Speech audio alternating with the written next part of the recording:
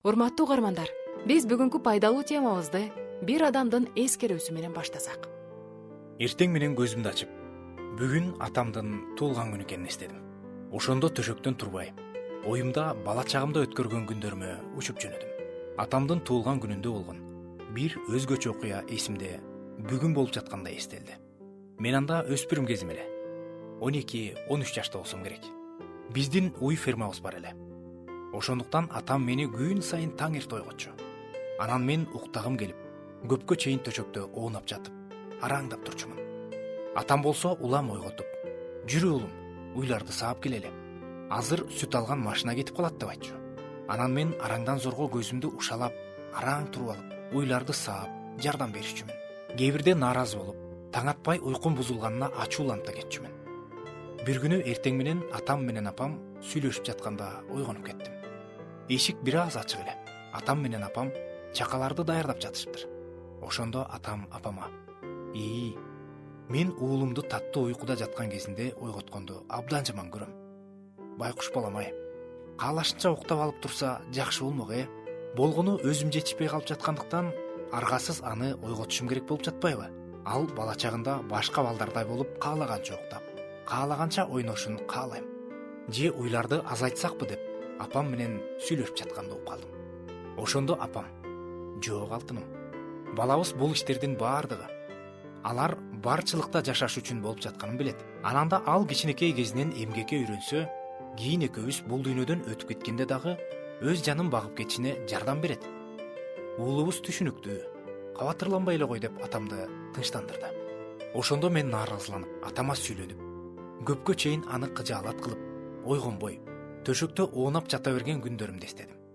Ушундай кылыгым менен ан сайын атамдын жүрөгүн эзип жаткан турбаймынбы? Мен ойлонгондой, мени эч ким ойлобойт. Алар мени көп жумшашат деген ойлорум үчүн абдан уялып кеттим. Бул иштердин баардыгы биздин эле жакшы жашашыбыз үчүн болуп жатпайбы? Анын үстүнө атам мени ойготкон сайын, өзүн начар сезерин укканда, мени башкача бир күч толтурду.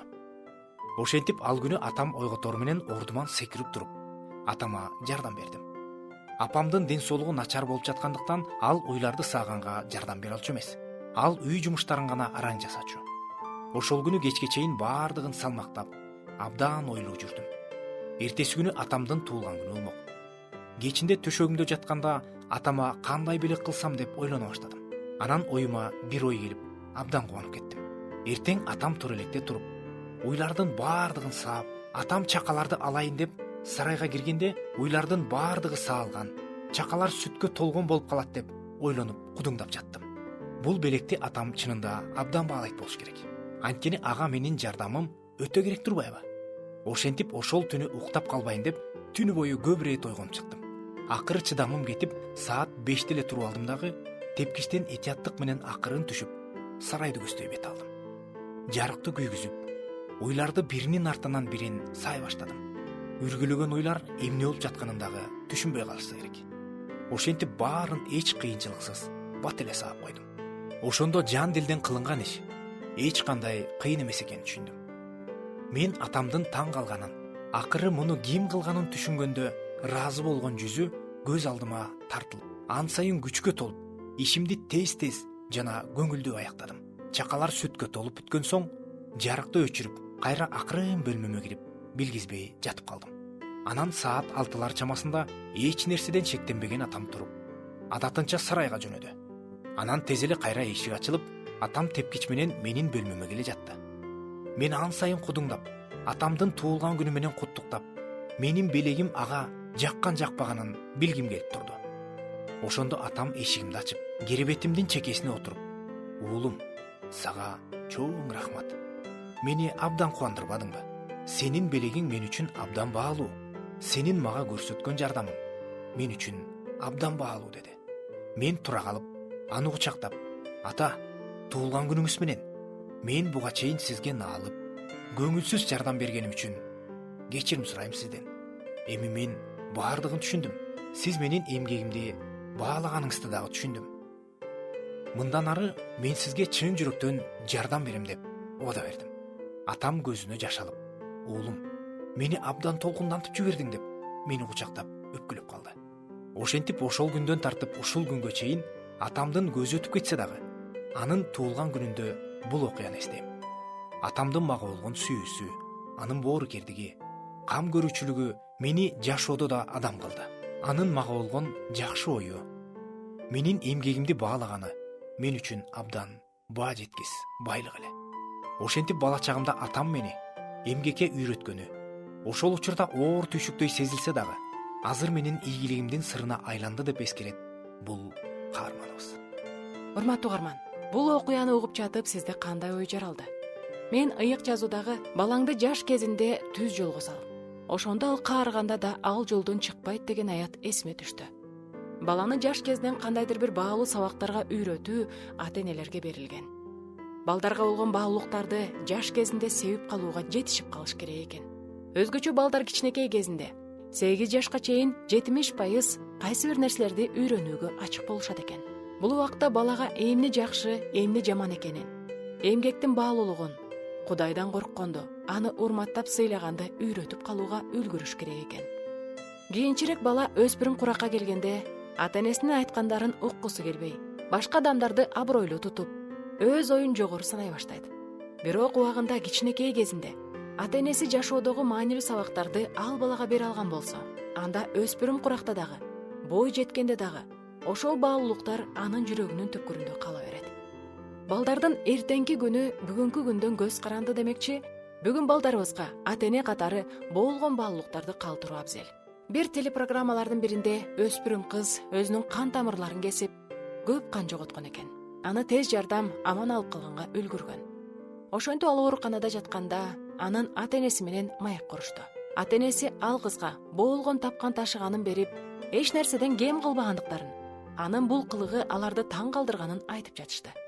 Ошондо ал программага чакырылган эксперттер көбүнчө өспүрүм куракта өздөрүнө зыян келтирүүлөрү алардын жан дүйнөсүнүн кыйкырыгы, мага көңүл бөлгүлө деген чакырыгы деп түшүндүрүштү. Ушундай өздөрүнө зыян келтирген балдар менен сүйлөшкөндө көп учурда алардын таяна турган негиздери жок болгондуктан, жүрөктөрүндөгү боштуктан улам өздөрүнө кол салгандыктарын айтышкан экен. Ошондуктан балдарды кичинекей кезинен баштап эле түз жолго салуу, жан дүйнөсүн толтуруп, баалуулуктарды туура коюштурууга, Кудайды сүйүп, аны урматтап сыйлоого үйрөтүшсө, анда ал балдар жүрөгүндөгү боштукту сезбей, өздөрүн жашоодо жалгыз калгандай сезбей, алдыга кенен максаттар менен бара алышат. Башындагы адамдын эскерүүсүндө айткандай, ал ата-энесине көптөгөн убакыттар бою нааразыланып, аны көп жумшап, уйкусун бузуп, ал тууралуу ойлонбогондой сезген. Бирок качан атасынын сезимдерин өз оозунан укканда, анын ата-энесине, үйдөгү иштерине болгон мамилеси түп тамыры менен өзгөргөн. Ошондуктан ата-энелер балдары менен ачык айкын сүйлөшүп, алардын эмгегин бааларын, өздөрүнүн сезимдерин ачык айтып сүйлөшүшсө, балдар өзгөрөт. Ошондой сүйлөшүү аркылуу биз балдарыбызды жашоодо түз жолго сала алабыз. Бул окуядан сабак алчу дагы бир нерсе, балдарды эртелеп эмгекке үйрөтүү абзел. Атасы баласын аяп, ойларды сатып жиберейин дегенде, апасы: "Жок, балабыз эмгек кылганы анын келечегине жардам берет. Качан экөөбүз ага кам көрө албай калган убакыт келгенде, ал өзү эмгек кылып жашап кете алат" деп туура айткан. Кийин бул адам ар бир эмгегин жан дилинен жасап, жашоосунда көп ийгиликтерге жетишкен. Ал өз эмгегин баалаганды, башкалардын эмгегин баалаганды ага атасы үйрөткөн. Кыргыз элибизде жасаганың мен үчүн болсо, үйрөнгөнүң өзүң үчүн деп коюшат эмеспи? Анын сыңарындай баланы эмгекке үйрөтүү, аны чын жүрөгүнөн кылууга үйрөтүү менен биз балдарыбыздын келечегине кам көргөн болобуз. Качан адам эмгек кылганды жаш чагынан үйрөнсө, ал келечектеги жашоосунда ийгиликсиз калбайт. Көптөгөн миллионер адамдардын өмүр баянынан алар кичинекей кезинде карапайым үй бүлөдө чоңоюшканын, алар жаш чагынан көп эмгектенишкенин айтышкан. Алар өз алдынча жашоодо дагы эмгек кылганды улантып, анан эмгегинин үзүрүн көрүшкөн. Ооба, балдарды кичинекей кезинен баштап туура жолго салуу деген элдин агымы менен кете бербей, өз алдынча салмактап, ой жүгүртө билгенди үйрөтүү. Ал чоңойгондо туура чечимдерди чыгара алыш үчүн кичинекей кезинен аны машыктырып үйрөтүү. Көптөгөн жаш адамдар үйүнөн бөлүнүп, өз алдынча чыгышканда элементардуу нерселерди чечип, туура кадам таштаганды билбей кыйналышат. Анан кийин өздөрү жаңылып, кагылып согулгандан кийин гана үйрөнүшөт. Бир үй бүлө кеңешчисинин айтымында, ал балдарын чечим чыгарууга кичинекей кезинен эле үйрөтө баштайт экен. Бир ирет анын үй бүлөсү эс салууга даярданып жатышкан. Ошондо анын өспүрүм курактарга жакындап калган баласы апасынын курткаңды кийип ал деген кеңешин укпай барып машинеге отурат. Ошондо үй бүлө кеңешчиси аялына: аны кыйнава, мейли, ал туура эмес чечим чыгарганда кандай болорун азыртадан башынан өткөрүп көрсүн деп, баардыгы машинеге отуруп эс салууга жөнөшөт. Жаздын күнү болгонуна карабай, аба ырайы суук эле. Ошондо баласы ары оодарылып, бери оодарылып үшүй баштайт. Ата энеси эч нерсени байкамаксан болуп кете беришет. Ал күнү башка үй бүлө мүчөлөрүнүн баардыгы көңүлдүү убакыт өткөрүшөт. Жалгыз гана бул баласы үшүгөндүктөн машинеден чыкпай, абдан кыйналат. Эс алууга бара жатканда баардыгы үйгө телефондорун калтыруу бул үй бүлөдө шарт болгондуктан бул баласы машинеде көңүлсүз отурат. Ошентип ал кийин туура эмес чечим чыгаруунун кесепетин үйрөнсүн деп, ата энеси аны үшүгөнгө мүмкүнчүлүк түзүп беришкен экен. Бирок биз көп учурда балдарыбызды урушуп кийиндирип, урушуп тамактандырып, көп нерсени алар үчүн биз чечип коебуз. Анан кийин алар ошондой камкордуктун астында чоңойгондуктан өз алдынча жашоодо, өз алдынча чечим чыгарууда көптөгөн катачылыктар кетиришет экен. Андыктан балдарга туура чечим чыгаруу менен туура эмес чечим чыгаруунун даамын кичинекей кезинде эле татып көрүп, кийин олуттуу суроолордо кыйналып калбаштары үчүн кам көрүшүбүз керек экен. Дагы бир үй бүлө кеңешчи окуган балдарына жуманын башында бул жумага жеткидей кылып мектепке барып келүүгө, мектептен тамактанууга акча бөлүштүрүп берет. Ал ар бир күнгө жетчү акчаны эсептеп баарына бөлүштүрүп берет. Эгерде балдары жуманын башында эле акчаларын коротуп кое турган болушса, калган күндөрү өздөрү бул суроону чечүүгө үйрөткөн. Алар атасынын бул тармакта бекем адам болгонуна кээ бирде ачууланып да кетишчү. Бирок алар бир жумалык акчасын бир күндө коротуп коюшса, калган күндөрү ачка жүрө тургандыктарын так билишкендиктен бул сабакты абдан жакшы өздөштүрүшкөн. Бул үй бүлө кеңешчиси балдарынын баардыгы бул сыноодон өткөндүктөрүн айтат. Анын айтымында балдары ага таарынып, абдан ташпоор ата сыяктуу көрүшүп, кээ бирлери аны жибитип, кайра акча алууга аракет кылышып, бирок эч пайда жок экенин көрүп, кийинчерээк акчаны туура бөлүштүргөндө, эртеңки күндөн карыз албаганды үйрөнүшкөн дейт. Мен балдарыман акча аяганды жакшы көрбөйм. Болгону мен балдарым кийин чоңойгондо, банктарга карыз болуп, карыздын айлампасында жашап калбаштары үчүн күнүмдүк жашоого жеткидей колдонгонду үйрөтүүнү каалагам дейт. Анын бул ишин бир досу ар дайым сындай берчү экен. Ал баласы үчүн жашап жатканын жана ал бала кезинде акча тууралуу ойлонбой, ал окуп билим алыш үчүн канча сураса ошончо берерин айтчу. Бирок кийин экөөнүн тең балдары чоңойгондо анын баласы акчаны ыгы жок колдонуп, бар болгонго ыраазы болгонду үйрөнбөгөндүктөн банктардан кредит ала баштайт. Акыры атасынын үйүн банкка төлөп берүү үчүн сатып, ата энеси кичинекей шаарда алыс жерден үй алып, ошол жерге көчүүгө аргасыз болушат. Ал эми үй бүлө кеңешчисинин балдарынын баардыгы көптөгөн ийгиликтерге жетишкен. Өз жеке иштерин жакшы жүргүзүп кеткен адамдардан болуп чоңоюшкан. Угарман, чындыгында өз убагында балдарыбызды бир нерсеге үйрөтүп жатканда биз абдан каардуу, принциптерди катуу кармай турган адамдардай сезип, кээ бирде өзүбүздү күнөөлөшүбүз мүмкүн. Балдарыбыздагы бизди ушундай көз карашта карап, кээ бирде таарыныштары да мүмкүн. Бирок биз бир нече кадам алдыга карап, балдарыбызды ар түрдүү начар кесепеттерден сактагыбыз келсе, анда биз бүгүн кээ бир чектөөлөрүбүздө бекем турушубуз дагы зарыл экен.